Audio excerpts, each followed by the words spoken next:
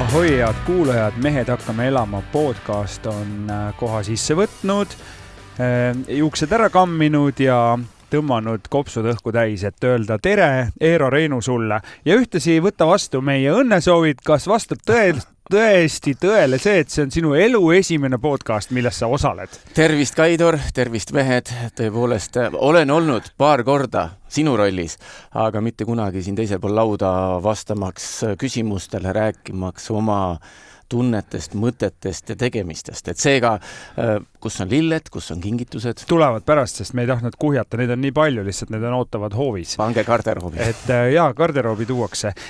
Väga tore, kas oled sa kuulanud meie saateid või ma ütlen sulle 2 sõna, et me räägime peamiselt seksist, tervishoiust ja kõigest muust. No nüüd ma saan aru, miks sa ma kutsusid. See on nali. Aga me puudutame kõiki teemasid, meil ei ole siin vaja peenutseda. Eero, ütle, kui sa kunagi ilmavalgust nägid, sa elasid suusaradade vahetus läheduses. Ütle, kas see sportlikus keskkonnas viibimine mõjutas ka sinu noorust? See mõjutas noorust, ma arvan, et nii nagu tänaselgi päeval paljud noored, kas pannakse või nad soovivad tegelema hakata mingi spordiga. Ma saan aru, et tänasel päeval on see vanemate poolt surve võib-olla suurem, aga mõjutas ja minu esimene treeninggrupp oligi suusatrenn. See oli siis, see oli suusakeskus Viljandimaal ehk siis Olstrepolli, see on siis kõik selle kandi inimesed käisid seal vuhkimas. Tead, ma ütlen nii, et selle suusakeskuse loomise südameasi oli perekond Bergmanitel, kes selle ikkagi toona ellu kutsusid ja ma ütleks, et igapäevaselt vist, kui vähegi võimalik oli, nad seal toimetasid. Aga minu arust oli suusatrenn oli Viljandis nii populaarne, et maakondade lapsed pluss linnalapsed käisid seal ja teine oli nii palju, kui mina tean, jalgpall äkki. Aga ma alustasin jalgpallist.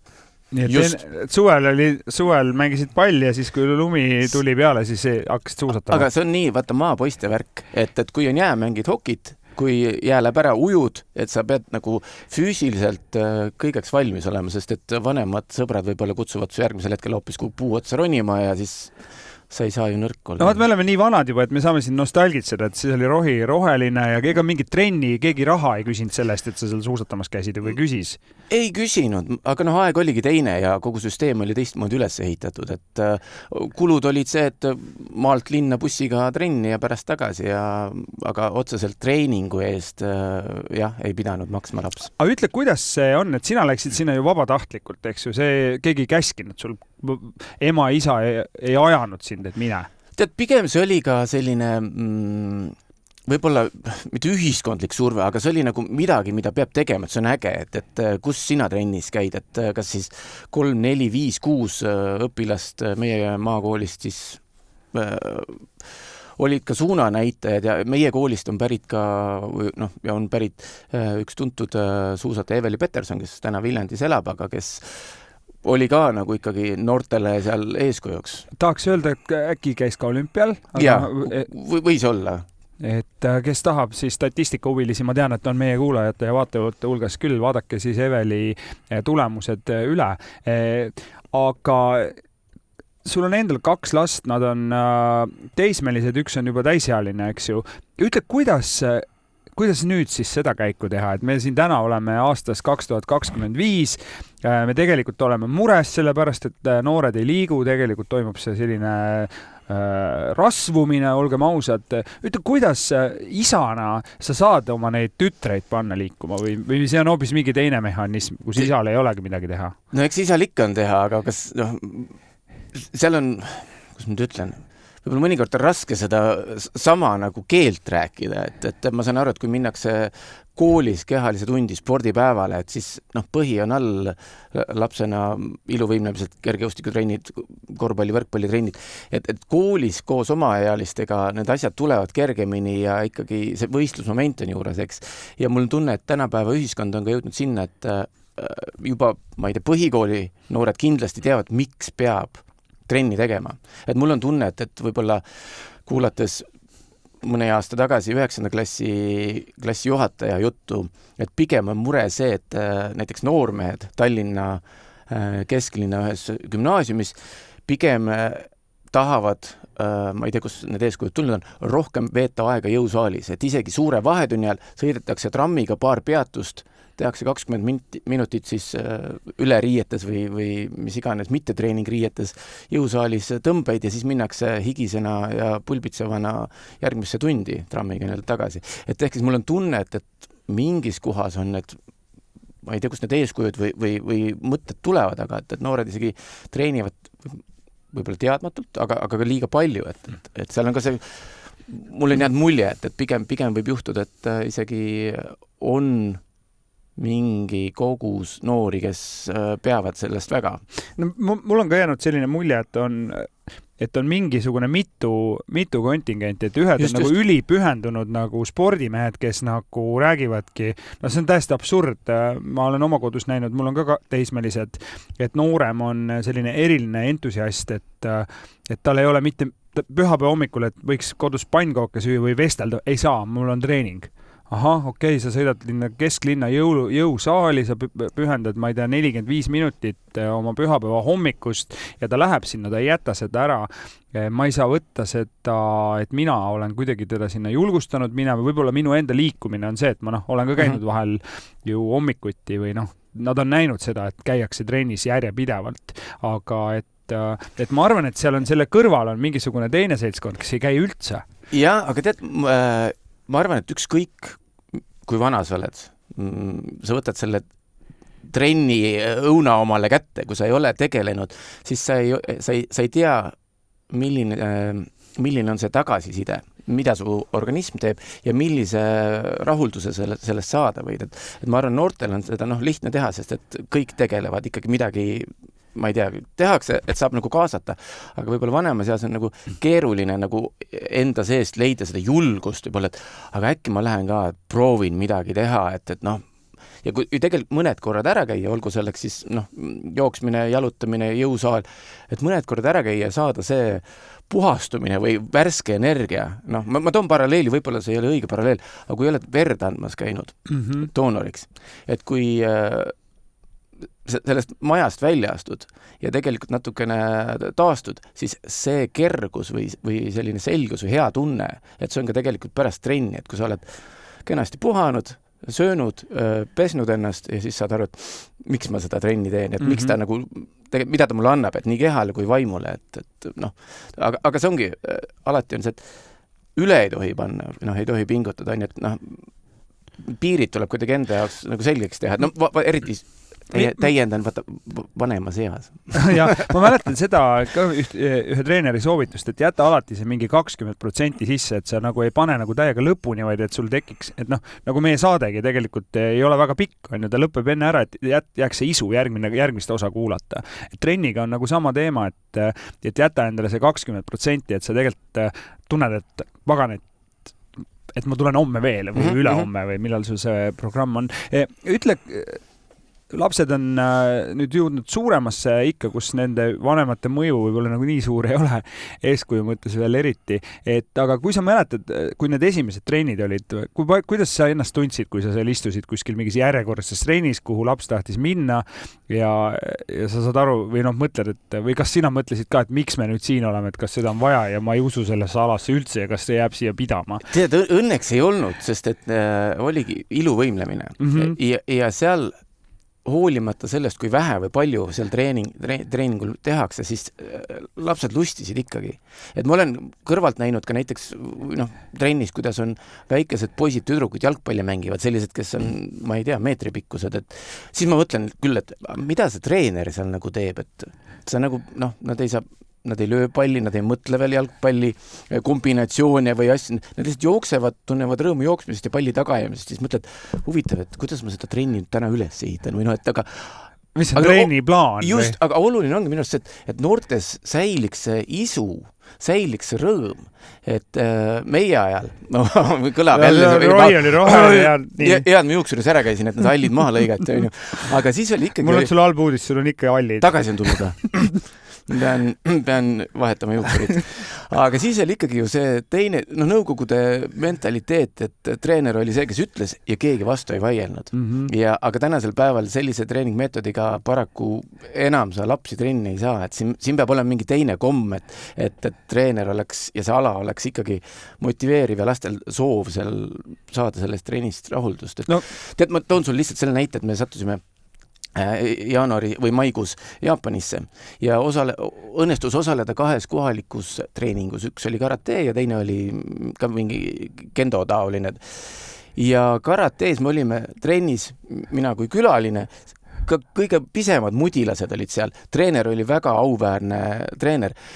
Need väikesed lustisid, aga ikkagi selline abitreener tõi nad õigel hetkel õigesse kohta. Neile anti see raam ette, mis on viisakas, mis ei ole. Ja siis lasti jälle nagu lustida, et see oli nagu väga oskuslikult, et säilis see austus treeneri vastu, aga samas nad nagu madistasid ka, et kõrvalt vaadates just, et mõtlesin, pagan, niimoodi saab väiksed liikuma ja ikkagi, et säiliks selline õige suhe. Mis sa seal Jaapanis tegid? Me käisime Kilu seljakotis Jaapani saadet tegemas ja siis me olimegi pikemalt paigas Shikoku saarel, kus siis pakuti võimalust kõikide kohalike nii ajalooliselt jaapanlasi iseloomustavate tegevustega tegeleda, kui ka siis osa saada kohaliku koolielu seiklustest kui ka treeningutest. Aga kas sa said ka Jaapani meeste kohta midagi teada, kas ma olen kuulnud, et nad ikkagi nagu põletavad elu ja käivad hästi palju tööl ja puhkavad vähe? Tead, mulle selline mulje jäi, meil õnnestus koha peal olla suurusjärk 3 nädalat. See pilt, mis avanes näiteks Tokyo metroos õhtusel ajal, siis kui valgete särkide, mustade viikipükstega, seljakottidega mehed tulid kenasti metroosse, nagu oleks ühest tehasest tulnud, kõik nägid ühesugust välja. Ja nendest oli aru saada, et ikka tööpäeva järgne selline 1-2 kusagil pubis või kohustuslik osa igapäeva elust. Seda ma jälle seal maapiirkonnas nagu ei näinud, et seal ongi väike koht, traditsioonid, kombed on teised aga karaokebaaris, kui mehed tulid, istusid, võtsid ikkagi natukene kohalikku napsi ja laulsid. Et jaapanlased on sarnased nagu eestlasedki. Okei, huvitav. Aga korra, kui sa mõtled veel selle, ma ei tea, kui palju meie suguseid on võimalik muuta, üldiselt ju tegelikult alati on õige aeg elus teha paremase poole samme. Aga kui me räägime korra veel lastest, et mis sinu selline nõuanne on nendele isadele, kes ma ei tea, tegelikult ju oodatakse isadelt ju väga palju, et me julgustame, toetame, ma ei tea, maksame, et oleme eeskujud ja kõik muu. Mis sa ütleksid isadele, kui need väiksed juinsud on seal kuskil, soovivad mingisse trenni jälle minna?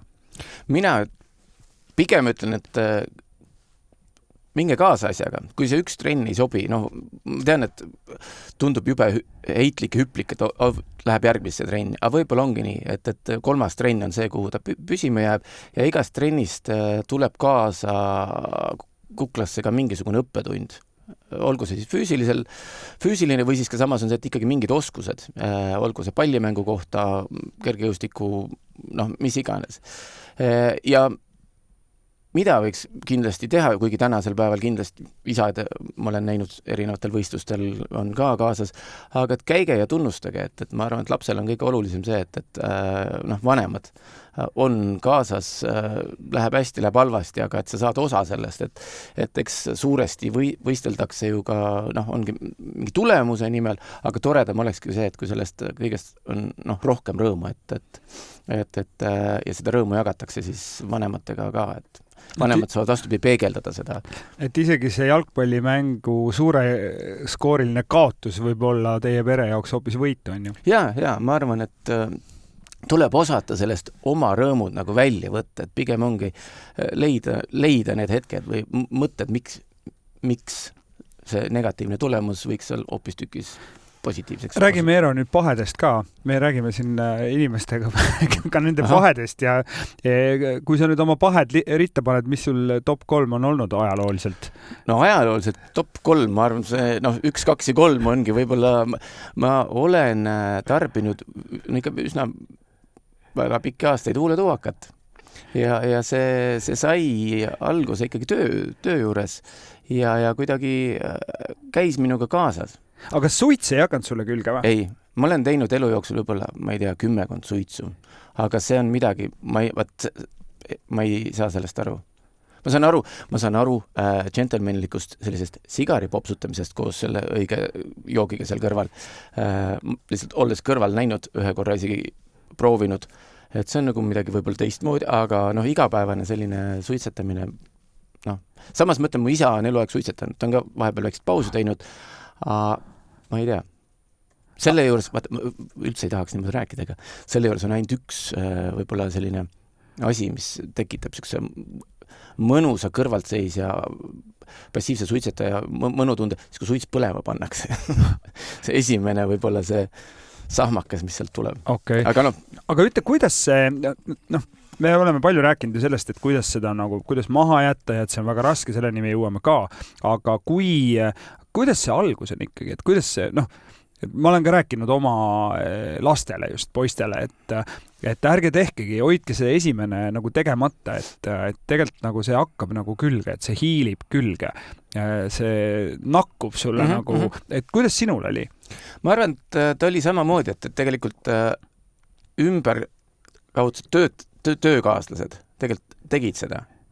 Ja siis oli, ma ei tea, proovin, aga ma arvan, see kuidagi oli selline kombo, mis tol hetkel mulle sobis, et ehk siis töö oli pingeline ja see oli midagi, mis võttis justkui sellise, ma ei teagi, petis aju ära, oli mõnus samal ajal töötada ja huulal midagi tiksus, on ju, aga selle pinnalt ei sõida, sest see moel teisel hakkab ikkagi tervisele. Alguses sa küsid, on ju, siis sa ostad mingisugust kergemat kraami ja siis kuidas sul oli, kas see läks kangemaks kogu see kraam ka või?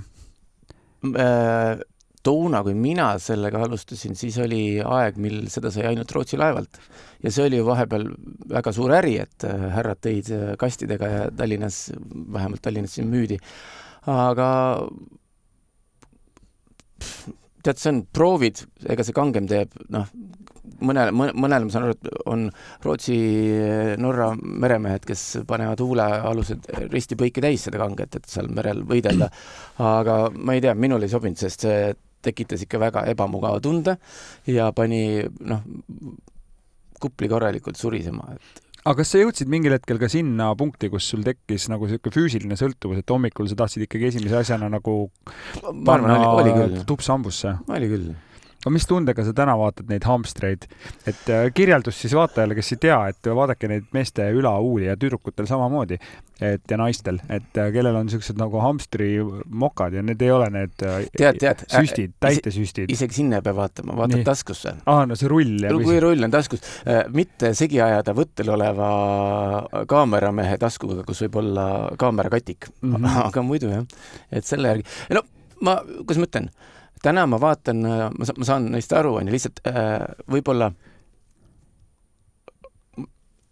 see kõik on muutunud rootsipäraseks, et see on nii elementaarne, et kusagil laual on, seal on, ükskõik kus sa siis viibid, et igasugune viisakus on kadunud, et lihtsalt ma püüdsin olla pigem selline, et see ei olnud nähtav asi, sellega ei jeputa, et ma teen, nii nagu suitsumees teeb suitsunurgas suitsud, siis ma teen nii, et pigem keegi aru ei saaks, sest müüdi ka neid pisikesi patju, mis ei paista välja.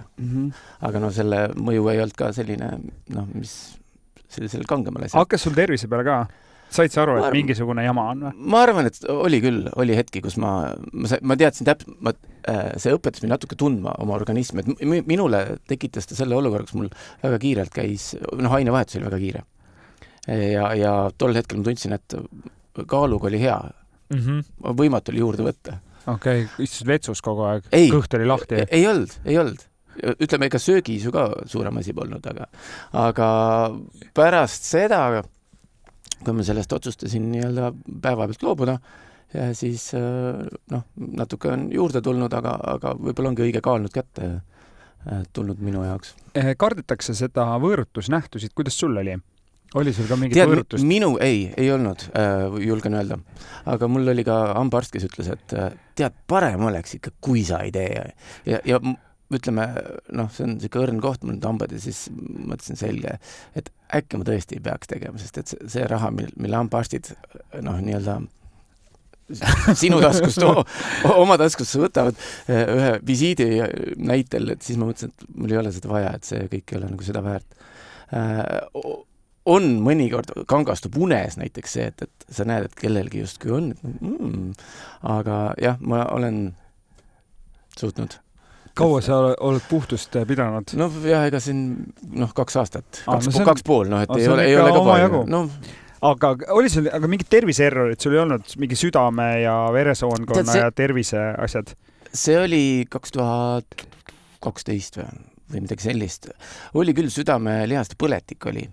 Ja siis oli ka, ma jään meditsiinilistes terminites praegu hätta, seletan nii nagu hetkel, et oli ka väike, kas ma ütlen, tromboos, teeks, aga väga väike protsent oli seda ahenemist seal. Et see kõik juhtus, see kõik nii-öelda minu veresoonkonda kuhugi kadus ja ladestus, aga ma pidin ikkagi olema circa 5 päeva haiglas, kui ma kiirabi endale kutsusin, arvates, et lihtsalt natukene ebamugav tunne on. Okei, nii. Ma mäletan seda, aga ma ei mäleta nii detailselt. Ma ei osanud küsida, mis see oli, mille pealt sa said aru, et midagi nimelikku? Ma sain selle, ma olin tegelikult üsna, unevõlg oli suur. Ma sain selle pealt aru, et mul ikkagi südamepiirkond ja parem käsi suve hommikul kell 4:30 ärkasin üles ja ma proovisin nii ja teistpidi ja ma ei saanud ennast kuidagi käima. Ja siis ma mõtlesin, et äkki peaks sekkuma. Ja koha peal veetsin meeleolukad tunnid EMO-s, kuna lihtsalt kõik see, mis seal toimub, see on midagi, mida kõrvalt vaadates pöörane. Ja siis hommikul alles öeldi, et kuulge, et tegelikult ikkagi peaksime viima uurimisele ja siis ma seal olin. Suur tänu kõikidele arstidele, et see oli väga silmiavav kogemus ka, et saada sellest kõigest osa näha, arstitöö köögi poolt ja teistpidi jälle lasta teha põhjalik sisevaatus kõikidele organitele. Et sisuliselt siis sa ikkagi ignoreerisid või ei ignoreerinud neid ohumärke? Ma olin neid ignoreerinud varem, kuni siis lihtsalt ühel hetkel see oli natuke teravam, valusam, tugevam, et lihtsalt sel hetkel tundus, et nüüd aitab, et las uurime või laseme. Ja siis nad tuvastasid ja oligi diagnoos, et siis sul on mingi veresoonte ahenemine. Ja siis sond uuriti, ma ütlen, ma olen prillikandja ja kahjuks ma tol hetkel, kui südamesondi tehti, prillid olid ära võetud, aga kõik see, mis seal toimus 3 ekraanil, näed, kuidas su süda töötab, kuidas sinna lastakse mingit ainet, et otsida need kohad, kust veateated, siis mõtled, et ossan nuga, ma olen nagu kuskil kosmoselaevas praegu, et kahju, et ma seda kõike nagu teravalt ei näe. Aga jah, et tuvastati, tehti vajalikud liigutused, olin seal järelravis ja siis järelravi osas oligi täpselt see, et viidi tavapalatisse, siis ma juba mängisin natuke ka selles mõttes, et selle peale, et kuna ma olin tolleks hetkeks ka 10 aastat tarvitanud huuletubakat, ma lihtsalt ütlesin arstidele, et igaks juhuks, kas on võimalik, kas ise organid üle vaadata ja siis juhtus nii, et kõik mõõgad, mis pakutakse ehk siis kaamerad neelasin ja ka mujalt ja veel üks kaamera käis kõhust läbi ja lõpptulem oligi see, et ma sain sealt haiglast vastuse ja saadeti koju. Nii et põhimõtteliselt ikkagi, aga oli siis nagu ohumärk, et kui sa oleks seda ignoreerinud, oleks ma arvan küll. Nagu kalmistu case või? Tol hetkel ei tea, aga ma mõtlengi, et see ongi mehena, kui sul on ikkagi selline enesekindlus, et mis ta siin väike valu ära ei ole, et siia noorust on ka ikkagi. Sa olid siis kui vana? 33, 4, midagi sellist äkki. Aga siinkohal ka, et kui selline asi juhtub, et siis kindlasti tuleb kiirabil ka öelda, et meesterahvas 3-40 vahel ja südamega on midagi, et siis on selge, et sinu eest hoolitsetakse. Nojah, see on ohumärk, sest et see statistika meeste osas on masetav. Aga ütle, kas läks siis nagu imu ära ka pärast seda või kas tekkis mingi selline, räägitakse, et millal nüüd mehed liigutama ja elu muutma hakkavad, et siis, kui midagi nagu päris jubedat juhtub. Et kuidas sul oli, kas sa tajusid, et tegelikult nagu päriselt enam niimoodi sõita ei kannata, nagu siiamaani on sõidetud? Või see, esimese hooga mõtled, aga tegelikult läheb meelest? Eks ta vahepeal ikka ununeb ära, aga ma olen selline laisk trennimees olnud, et tol hetkel ma olin jooksmisega algust teinud, Viljandi järve tiiru või rahvaüritusel käinud. Ma olen üle aastate või jalgpalli mänginud. Aga see on ka, kas on tihedamad hooajad või on selline, et aastas paar korda satud. Ja võib-olla ma võin öelda, et kõige murrangulisemaks nüüd jaanuarikuu sel aastal. Nii. Töökaaslaste ärgitamisel. Surusin alla oma kõige suuremad, kuidas ma ütlen, eneseuhkuse surusin alla. Surusin alla. Kõlab hästi. Sellepärast, et ma olen eluaeg mõelnud, et mul ei ole jõusaalis mitte midagi teha. Ja kuna aeg on vaata nii palju edasi läinud, et toimuvad grupitrennid, siis esimene treening oli koos töökaaslastega, aga oli pilates või oli jooga. Ja esimesed 10 minutit, kui ma seal olin, siis ma mõtlesin, et miks ma tulin? Et see väga ebamugav on, väga kuidagi imelik on. Väga palju naisterahvaid on ümberringi, kes on ilmselt sellega tegelenud juba väga kaua, sest nad paindusid nii nagu vaja oli, kõik käisid. Sa hakkasid võrdlema ennast nende naistega? Muidugi. Aga kui ma sattusin kehamassi analüüsi või sinna uuringusse, siis seda viis läbi üks Keijo, meesterahvas, kes teeb strong body trenne. Ehk siis 12 inimese grupp, kus siis tehakse ühte harjutust 3 korda 1 minut ja kokku on 8 harjutust. Kestab umbes tund aega trenn. Ja siis ma sain aru, et ma võin see jõusaali tulla küll, sest see seltskond, kes iga trenn vahetab, on ju, kes millal aja saab, aga see oli täpselt õige see, et seal oli vanemaid daame, on ju, seal nooremaid mehi, vanemaid mehi, et täpselt inimesed, kes tulevad teadlikult, et oma füüsist turgutada, tugevdada, sest ma ütlen, et need lihased, mis on selle, aasta ei ole möödas, ma ei ole aasta aega seal käinud, aga lihtsalt sisemine jõud on tekkinud. Et mul on väga hea meel, et ma sinna läksin ja nüüd ma vaatan neid mehi, kes igapäevaselt oma harjutusi teevad, mehi ja naisi, et tublid, mina sellega hakkama ei saaks, aga see, mis on rühmatrennid, mingi fusion, pilates, kõik sellised asjad, väga toredad on. Aga kuidas siis teha, kui sa mõtled enda peale, et mis sind oli siis ikkagi see pani seda sammu astuma, et eks lõpuks ega sind keegi vägisi sinna ei vedanud, on ju.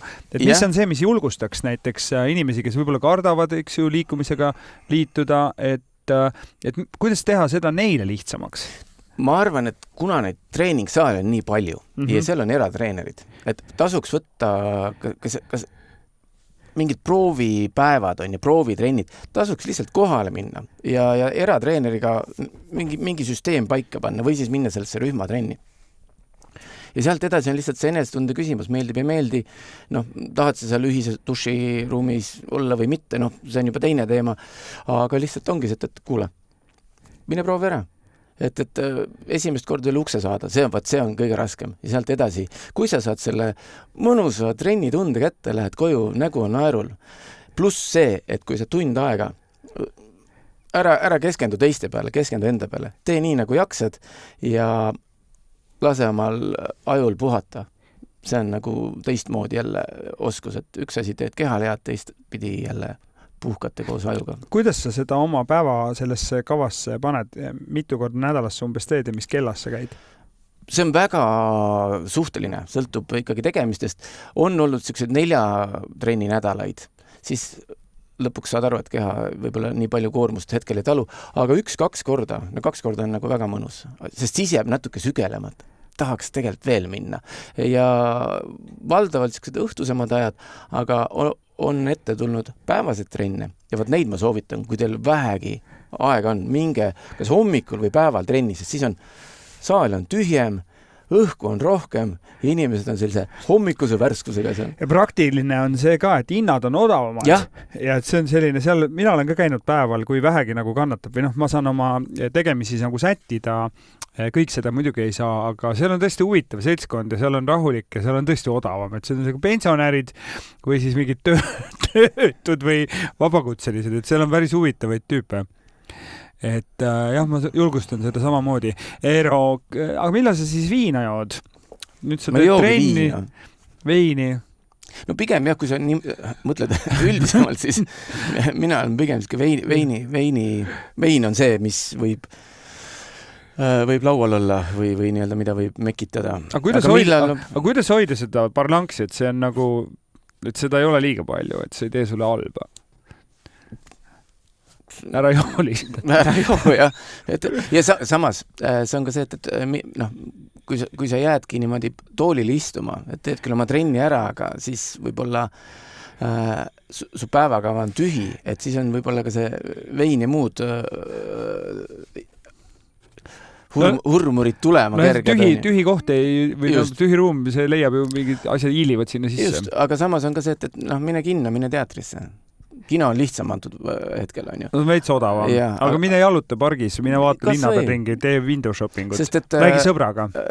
Pane klapid pähe ja kuula muusikat. Et, ma olen pigem ka seda meelt, et, või siis podcasti mõnda, et lihtsalt leia see asendustegevus, mis on ka võib-olla pakub sulle liikumist, pakub sulle mingit uut teadmist või mis sulle rõõmu teeb, on ju. Aga mine tõuse püsti ja mine õue. No vaat meil ongi praegu ju, ma arvan, et me jõuame eetrisse umbes täpselt on november, meeste teema, või mis iganes.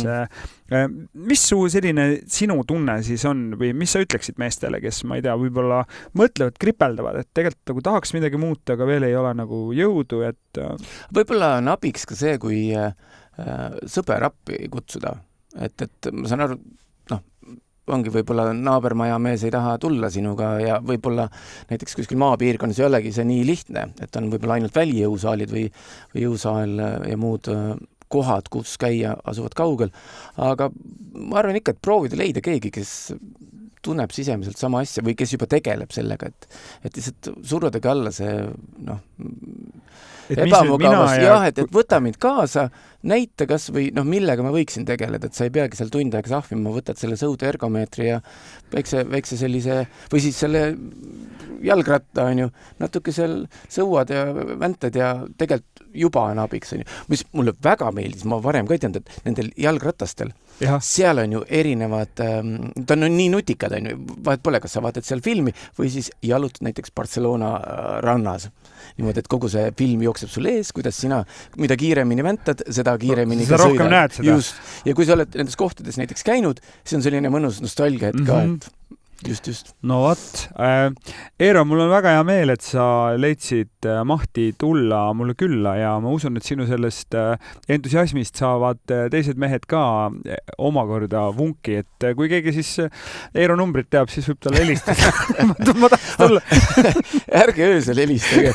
Ja muuseas, tänapäeval on ju see, et võõreid numbreid võtta ei võeta. Ei tohi võtta, jah, ärge helistage Eerole. Aga kirjutage siis e-mail. Kirjutage, jah. Saadki e-mail, et lähme siis koos Barcelonasse jalutama. Sinna ranna äärde. No sobib. Aitäh, et kuulasite. Võtke ka teie sõbraga asi ette aga enne ma ei lase sind ära, sest mul on üks küsimus on sulle ikkagi veel. Mis on küsimus, mida ma küsin kõigi meeste käest. See on vaataja küsimus? See on vaataja küsimus, kui sa soovid. Tegelikult ei ole, aga see on üks küsimus, mida me kogu aeg kõigi meeste käest küsime, et mida teed sina oma vaimse ja füüsilise heaolu tagamiseks ja tasakaalu hoidmiseks? Tead, mõnikord kipuvad sellised ka negatiivsed mõtted pähe tulema, aga siis tasub, kui vähegi võimalik, ma ei tea, tõmba see kardin ette ja ole positiivne, leia asjadest nagu rõõmu, et ela oma elu, jaga rõõmu. Et selles mõttes võib-olla see aitab edasi. Ela oma elu, jaga rõõmu. Ja. Aitäh, Eero. Aitäh, hakkame elama teie teenistuses.